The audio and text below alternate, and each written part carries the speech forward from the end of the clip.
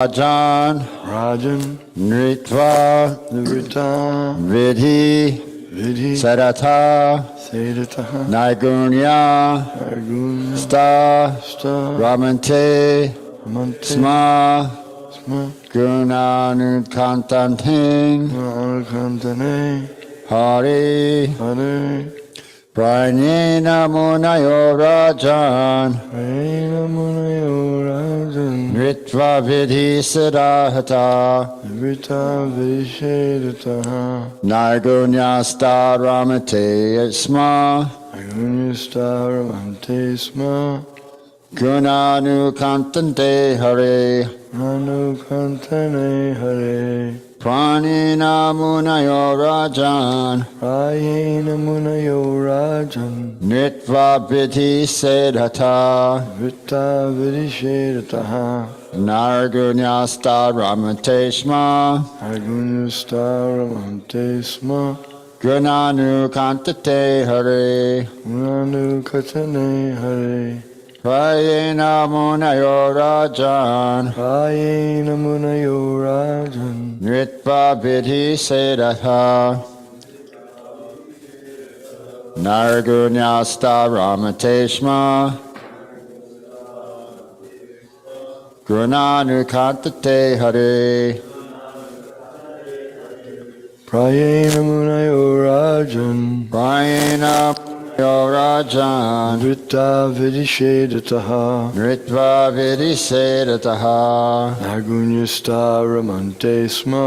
Nargunyasta Ramante Sma Gunanukantane Hare Prayena Munayo Rajan Nivrita Vidhi Sedataha Nargunyasta Ramante Sma Gunanukantane Hare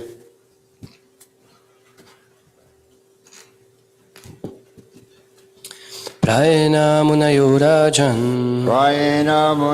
Rajan Nivrita Vidhi Sedhataha Nargunyasta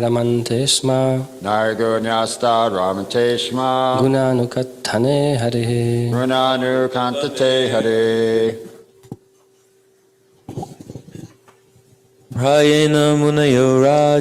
Prayena Munayo Rajan Nivrita Vidhi Siddhata Nirgunyasta Ramante Sma Gunanukantane Hare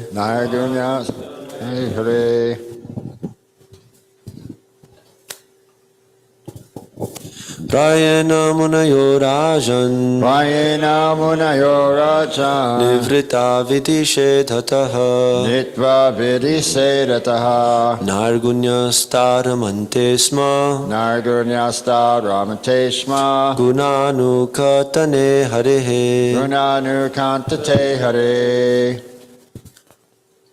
Prayena Munayo Rajan Nivrita Vidhi Sedataha Nargunyasta Ramante Sma Gunanukantane Hare Prayena Munayo Rajan Nivrita Vidhi Sedataha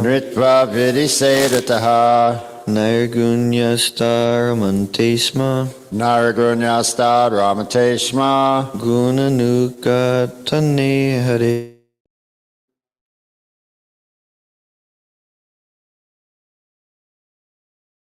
Rajan Prayena Munayo Rajan Nivrita Vidhi Sedataha Nargunyasta Ramante Sma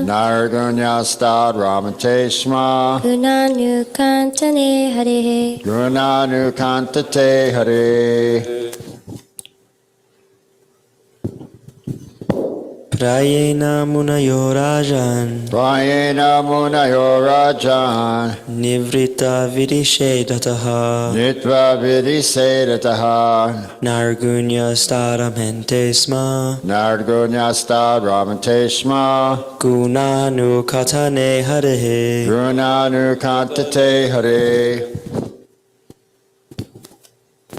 Prayena munayo rajan Prayena munayo rajan Nivrita vidishedataha Nitva vidisedataha Naigunya staramante sma Nargunyasta ramanteshma Gunanu katane harehe Gunanu kantate hare Prayena munayo rajan Prayena munayo rajan Nivrita vidishedataha Nitva vidisedataha Nargunyastaram hante sma Nargunyasta ramanteshma Gunanu katane hare Gunanu kantate hare. So that's everyone that has chanted. Did anyone online like to chant? We're going to do the word by word synonyms.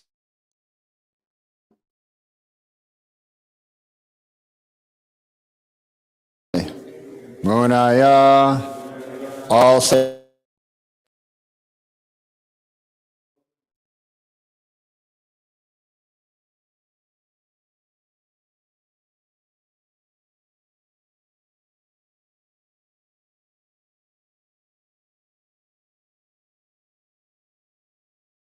Incidentally situated. Ramante, take pleasure in. Shma, distinctly. Guna anukatene, describing the glories. Hare of the Lord. Translation and purport by His Divine Grace A.C. Bhaktivedanta Swami Srila Prabhupada. O King Perskit, mainly the topmost transcendentalists who are above the regulative principles and restrictions take pleasure in describing the glories of the Lord. Purport. The topmost transcendentalist is a liberated soul and is therefore not within the purview of the regulative principles. A neophyte who is intended to be promoted to the spiritual plane is guided by the spiritual master under regulative principles. He may be compared to a patient who is treated by various restrictions under medical jurisdiction. Generally, liberated souls also take pleasure in ascribing the transcendental activities. As mentioned above, since Narayan Hari, the personality of Godhead, is beyond the material creation, his form and attributes are not material.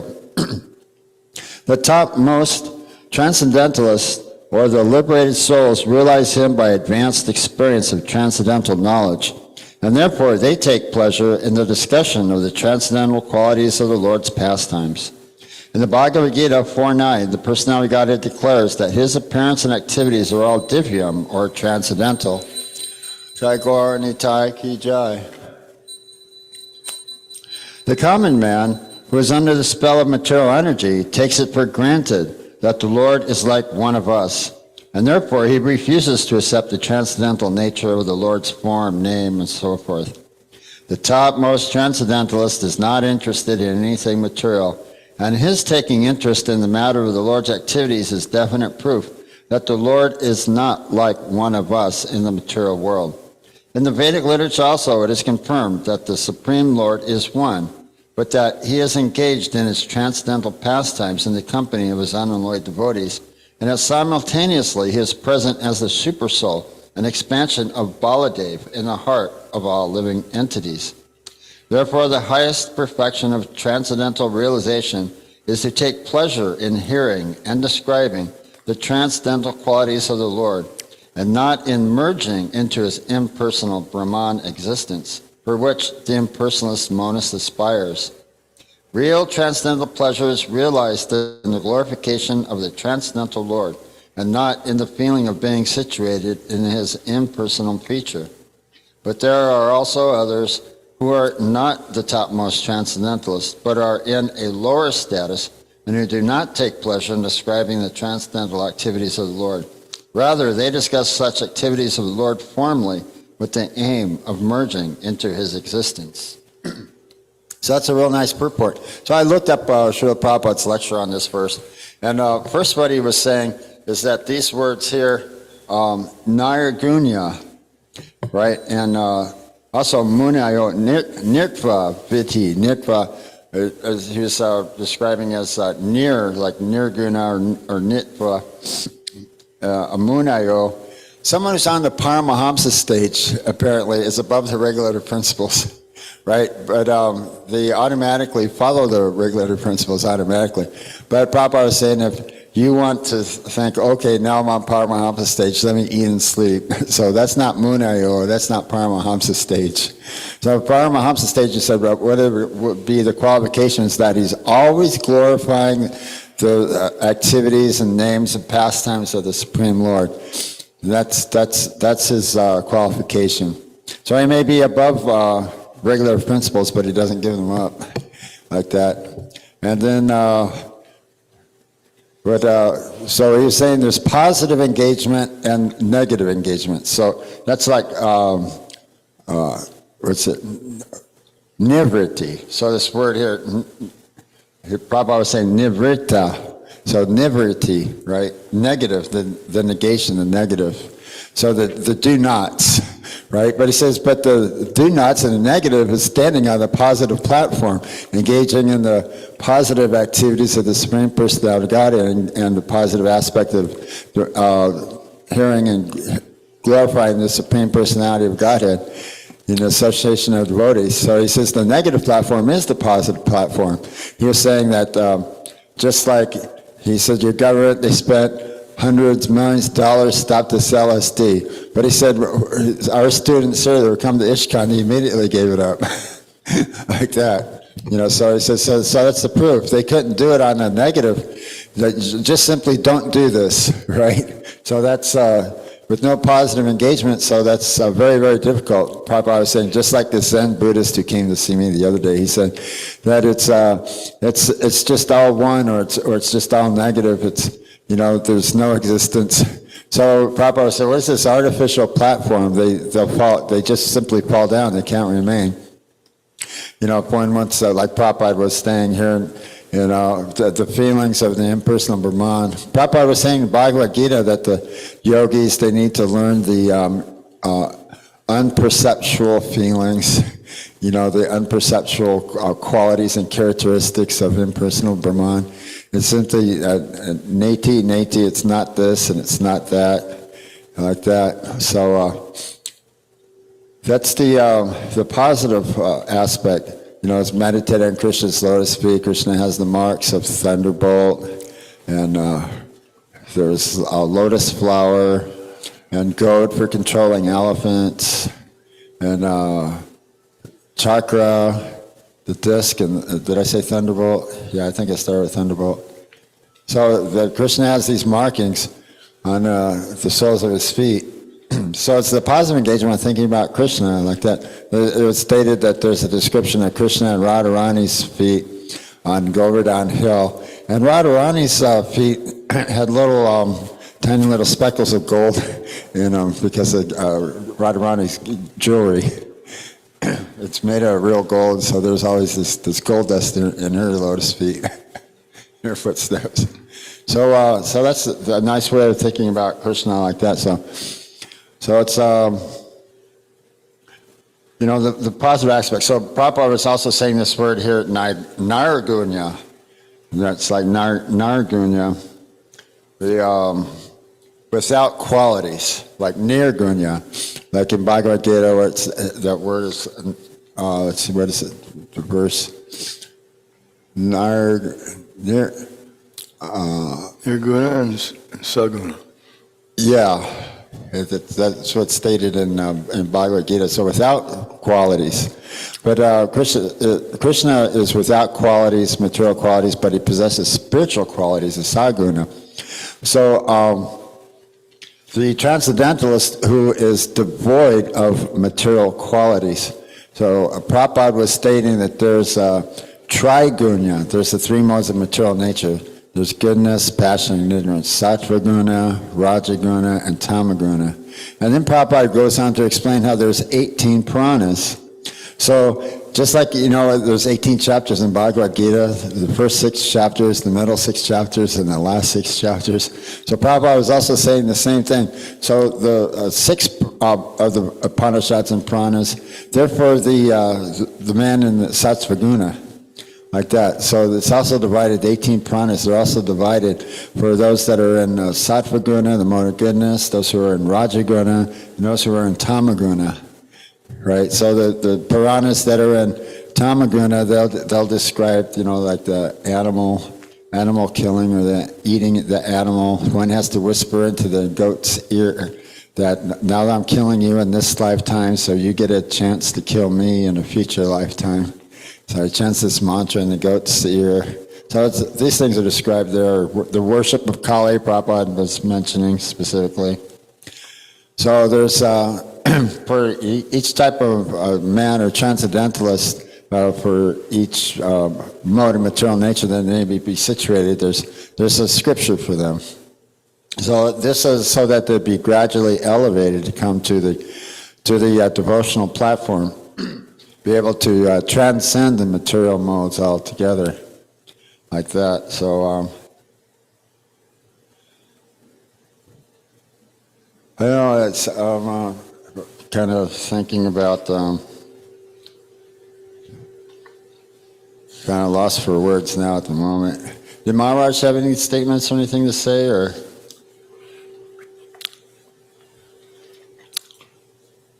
Yes. Just like Krishna says in Bhagavad Gita, Vishaya vinivartante, nirahara siddehina, rasavarjam rasopyasya, param drishtva nivartate. One may be restricted from sense enjoyment, although the taste for sense objects still remains. But ceasing such engagements by experiencing a higher taste is fixing consciousness. So one can be forced not to do certain things. It's like in a prison. If someone's in the prison, he can't drink, can't take any intoxication, and certain other things he can't do. But as soon as he gets out of prison, he does all those things. Whereas, so that's not making permanent progress, because he's still attached to them. And he doesn't lose the desire for them. But if he finds something better, then he loses naturally the desire. He doesn't have any interest in them anymore. And this is what's found out all over the world, is when someone becomes a little interested in Krishna consciousness, he gets a higher taste from so many things, from the chanting, from prasadam. Prasadam is usually one of the most powerful things that gives him a higher taste, and he doesn't want to eat anything that's not offered to Krishna ever again. So these are natural nivritti. The devotee doesn't have to artificially try to stop things. Just naturally, he gives up these lower habits because he's getting something much better taste.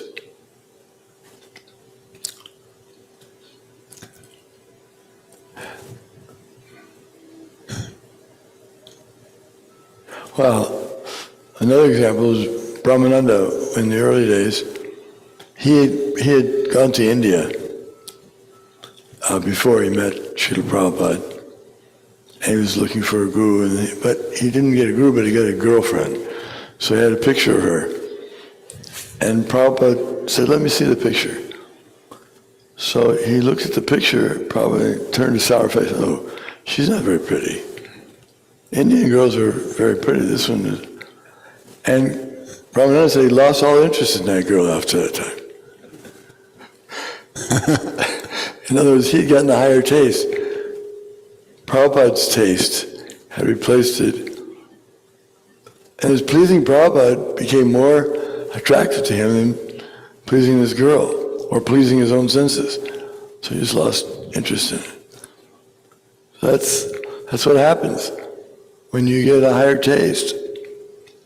Krishna consciousness, then the lower things, they're repugnant. As Yamunacharya, we quote him sometimes, he says since he's gotten a higher taste, he's no longer interested in those things he was interested in before. And the non-devotees can't understand it.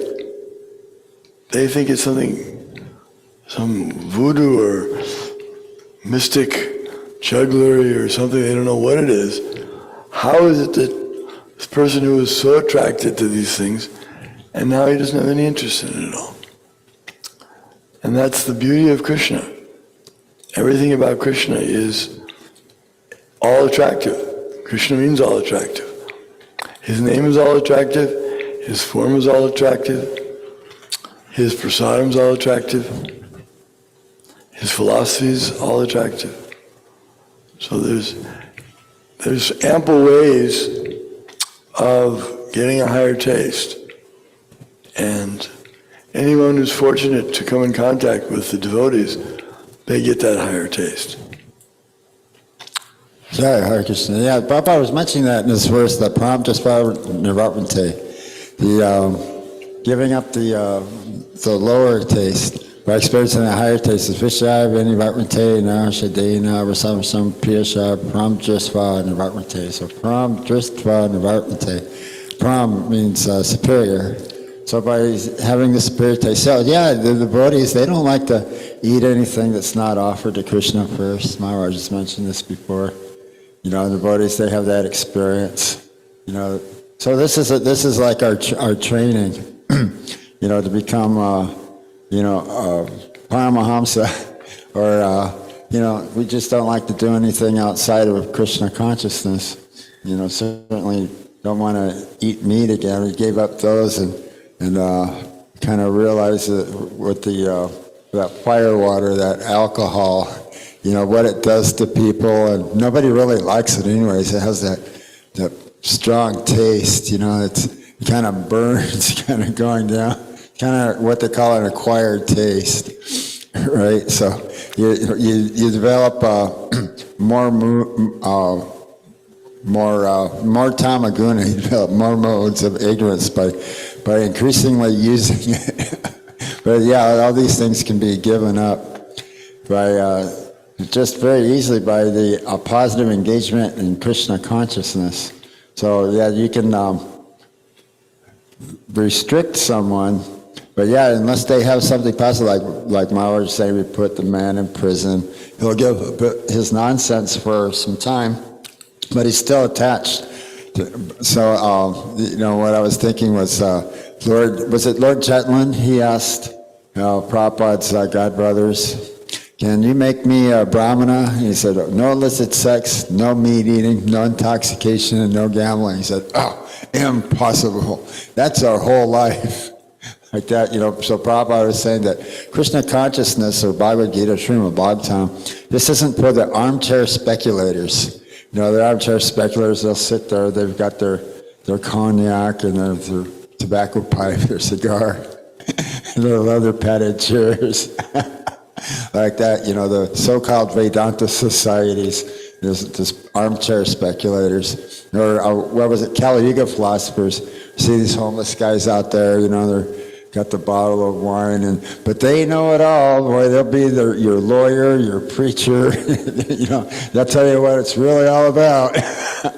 You know, so what do you call those? The Kali Yuga philosophers. So, yeah, yeah, you seen that? Yeah, it's like, okay, well, if you're so smart, how come you're in this position? Well, he wants to be. He thinks he's free. So that's just it. You know, the living entity, he thinks they're free, but the more free they think they are, the more entangled and more degraded they become. So that's what's taking place in today's society today. Gradually, it's becoming more and more purified and more God consciousness and Krishna consciousness. You know, I read, you know, some of the emails about some of the crazy stuff that's going on and the CEOs that are behind all this stuff in the different companies, you know, the pharmacies or the grocers. Maharaj said statement? But for neophytes, they are taught to give these things up that are not favorable for devotional service as part of their Sharanagati, surrender. And they get up, for example, early in the morning and they give up illicit sex, even though they still have a taste for it. They give it up because it's part of the duty. The student has to learn these things in the Brahmacharya ashram. Brahmacharya ashram is especially meant for students to learn the activities that are beneficial and favorable for devotional service. So they can't think, well, I'm on the Paramahansa platform, and I'll give it up when I get a taste. No, in order to make progress, the neophyte, he gives it up, and at the same time he practices devotional service, positive. So we do both. We do the enjoyment, which is to see the beautiful form of Krishna and all these enjoyable things, and at the same time, we rise early, we do different things, keep clean, which are favorable, which are do-nots. Do not do this, do not... Because Prabhupada said, without these four principles, our movement is rubbish. So there's no question of becoming spiritually advanced without following the four principles. So we have to, in the neophyte stage, do it as a duty, even if we don't want to give it up. But then gradually we will get a taste in the Ruchi stage. Then Ruchi stage, one wants to get up early. It's not that he has to be told, he doesn't have to have an alarm or someone waking him up. He wants to get up early. He has so many plans, so much devotional service to do early. Right. Yeah, that's just like a nectar of instruction. There's to give up everything unfavorable for the devotional service of the Lord and accept everything favorable for the devotional service of the Lord. So just like what Maharaj was saying, rising early in the morning, attending Mangala Arati, chant 16 rounds of Hare Krishna mantra, follow the four regulative principles, take only Krishna prasadam, like that. And then the negatives is the regulative principle is no meat eating. Prabhupada says we don't say no eating, but we say no meat eating. Like that. He said here in the Krishna's prasadam we have so many nice grains, vegetables, fruits, like that. So nice spices, so many nice spices, like that. Yeah. Even Lord Chaitanya, since today's Ekadashi, he fell down at her feet one day and paid his obeisances at her feet. And she said, yes, son, what is it? He said, I have one request. She said, yes, anything you ask. He said, please observe the fasting on Ekadashi. Because it was a superstition in those days, amongst some, that widows didn't have to abide by the rules of Ekadashi. So he wanted to establish that even his mother, even the Lord's mother has to follow the rules. And so she did from that time on. She practiced all the regulations of Ekadashi. So we shouldn't think Ekadashi is not for us because we're more advanced, or this is not for us, or this is not for us. The spiritual master tells us what will be favorable for us. Yes, thank you very much for that. Yeah, the Lord Chaitanya, he asks us to observe Ekadasi. So there's, what is it? It's like some sort of ghosts. Oh, I forget what they're called. But they apparently they enter into the grains on the Ekadasi day. Right? So we avoid the grains on this specific day to avoid getting these ghosts. They're, do you know what they're called? I can look them up. I used to remember what they used to be called, but yeah, there's negative influences influence the grains on this day. So we refrain from eating these grains, on this day. Plus, not only that, but Krishna, he recommends observing the Ekadasi. Papa. Oh, they call it Papa. Sinful, they enter the grains. Yeah, the Papa, sinful. influences. Papa Purusha. Papa Purusha. Yeah, they're kind of like a ghost, sinful influences. So that influences your consciousness. What is it? Prabhupada Jai, Gaur Nitai Ki Jai. So where is it? It's stated where, I think it's the nectar of instruction. One who eats the grains cooked and prepared by the karmis, his mind gradually becomes wicked. Like that, yeah. So you become influenced by the specific qualities of material nature, specific individuals. Yeah, you have a question, statement, comment?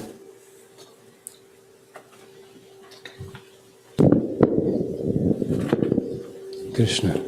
Hare Krishna, Prabhu. Hare Krishna. I would like to ask you about just practical things, because we had discussion about Ekadashi and this, Pava Purusha is in grains and, beans. So, it's possible to cook, like for example, bread or some grain stuff on Ekadashi for next day. So that was our discussion, like you are not eating grains on that particular day, Ekadashi, but you will take later. So one devotees, they said that, you cannot even cook because it is in that grain. So you will take it, Yeah, I don't know exactly what the standards are, because I know that to prepare for the future or the next day, sometimes the devotees might cook some grains, but then it's like not exactly advisable that you shouldn't really be cooking grains on Ekadasi. So it's kind of, I really don't know exactly what the conclusion, of that specific debate. Sometimes devotees are preparing, for example, I can say for festival or for, something from grain, but it's for tomorrow because today is Ekadashi. For the deity. As long as the meditation is for the deity, there's no sin in cooking grains for the deity. The deity can take grains on Ekadashi and is not affected. It's the non-Vishnu Tattva that become affected. Vishnu Tattva is not affected by these things. Yeah, understood. Yeah, so like you're saying, like for the next day, preparing for the next day, it can be offered to the deities, but not taken by us. Yeah, we are fortunate because we are always cooking for deities. So, but in that particular day, we cannot eat that, right? Correct. Yeah, there's a principle that sannyas cannot cook for himself, but he cooks for the deity. It's not for himself. Lights no fire and performs no work. Yeah, the positive injection. But yeah, Krishna, there's if you ever get the emails or if you ever look up the Ekadashi book, Krishna, he specifically describes all of the glories and activities of every Ekadashi. So there's 2 Ekadasis a month. And so on this specific Ekadashi, one could be freed from like tons of heaps of karma that's magnanimous. Like that, and there's an illustration how it came about. Someone was actually advised to observe this specific Ekadasi to be free from their karma and sin, and thereby be relinquished from the specific situation that they were in. Like that. This is a Bhayam Ekadasi? That's right. Oh, by observing the Ekadasi correctly. Right, by observing the Ekadasi. It's stated that heaps of types of sins are eradicated on this day.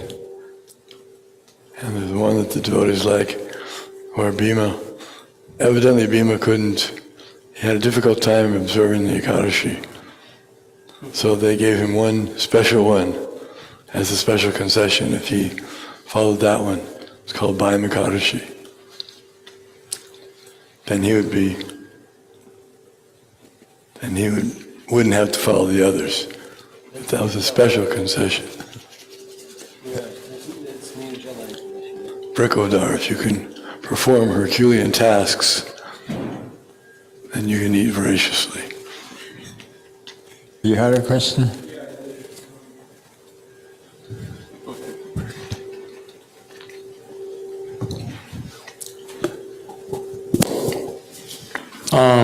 My question is,